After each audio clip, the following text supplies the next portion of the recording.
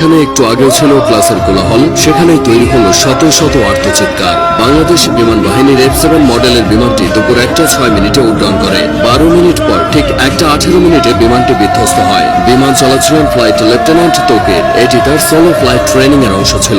এই ধাপে এসে একজন প্রশিক্ষণরত বৈমানিক প্রথমবারের মতো একা কোনো প্রশিক্ষক ছাড়াই নিজে একটি বিমান ওড়ায়। ফ্লাইটের দৈর্ঘ্য ছিল সাধারণত 20 থেকে 30 মিনিটের, কিন্তু কে জানতো মাত্র 12 মিনিটেই সবকিছু শেষ হয়ে যাবে। তাছাড়া এই ট্রেনিং এর আগে পাইলটের মনোবল, দক্ষতা, জরুরি অবস্থা সামলানোর কৌশল সহ নানান বিষয় বারবার পরীক্ষা করে দেখা হয়। সবকিছু ঠিক থাকলে তখন তাকে একাই একটি বিমান নিয়ে ওড়ার সুযোগ দেওয়া হয়। তৌকির সবকিছুর যোগ্য ছিল। তিনি বিমান নিয়ে কুর্মিটোলা পুরান এয়ারফোর্স বেস থেকে টেক অফ করেন। এরপর উত্তরা, দিয়াবাড়ি, বাড্ডা, হাতিরঝিল ও রামপুরার ওপর উঠতে থাকেন। তবে কয়েক মিনিটের মধ্যে কিছু সমস্যা দেখা যায়। সঙ্গে সঙ্গে তৌকির কন্ট্রোল রুমে রিপোর্ট করে জানায় যে তার বিমান আকাশে ভাসছে না, মনে হচ্ছে বিমান নিচের দিকে পড়ে যাচ্ছে। কন্ট্রোল রুম থেকে তাকে জানানো হয় তিনি যেন ইজেক্ট করেন তথা বের হয়ে আসেন। বিমান যখন নিয়ন্ত্রণের বাইরে চলে যায় তখন পাইলট নিজেকে বিমানের বাইরে বের করে আনেন প্যারাশুট সহ। এটি ইজেক্ট, কিন্তু কোনো এক অজানা কারণে তা সম্ভব হয়নি। এদিকে কন্ট্রোল রুমের সাথে পাইলটের যোগাযোগ বিচ্ছিন্ন হয়ে যায়। তার ঠিক 1 থেকে 1.5 মিনিটের মধ্যে বিমানটি নিয়ন্ত্রণ হারিয়ে উত্তরা মাইলস্টোন স্কুলে বিধ্বস্ত হয়। মূলত স্কুলের আবাসিক ভবনে বিমানটি আছড়ে পড়ে। ভবনটির নাম হায়দার হল। হলের পুরো অংশ ধসে গেছে।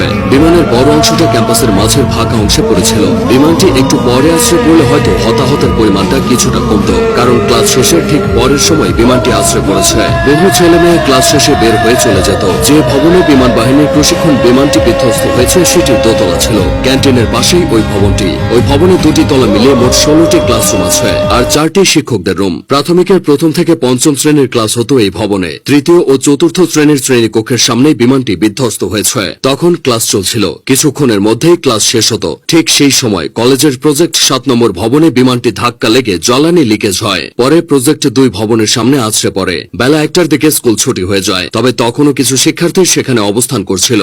তারাই সবচেয়ে ক্ষতিগ্রস্ত হয়েছে। অনেক অভিভাবক বাইরে থেকে দাঁড়িয়ে শুধু দুর্দশা দেখেছে, কিছুই করার ছিল না। দুর্ঘটনা যা ঘটার তা ঘটে গেলেও কিছু প্রশ্ন থেকে গেছে। স্কুল কলেজ এরিয়ায় বাস ট্রাকের হর্ন আস্তে করার কথা বলা হয়। সেখানে স্কুল এরিয়ায় প্রশিক্ষণ বিমান ওড়ানো নিয়ে বেশ সমালোচনা হচ্ছে। উন্নত দেশগুলোতে বিমান বাহিনীর প্রশিক্ষণ বিমানগুলো জনমানবহীন এলাকায় এনে ওড়ানো হয়, এই যেমন ফাঁকা মাঠ, নদীর পার বা বিধ্বস্ত কোনো জায়গায়। কারণ একটাই, কোনো অনাকাঙ্ক্ষিত ঘটনা ঘটলে যেন ক্ষয়ক্ষতি এড়ানো যায়। এদিকে ঢাকার মতো জনবহুল শহরে বিমান বিধ্বস্তের এই ঘটনা ক্ষয়ক্ষতির পরিমাণ বাড়িয়ে দিয়েছে। তাছাড়া যে বিমানটি নিয়ে তৌকির বের হয়েছিল সেটি বহু বছরের পুরানো বিমান বলে অনেকে দাবি করছে। এই বিমান এতটাই ঝুঁকিপূর্ণ যে দুনিয়া জুড়ে এটি উড়ন্ত কফিন নামে পরিচিত।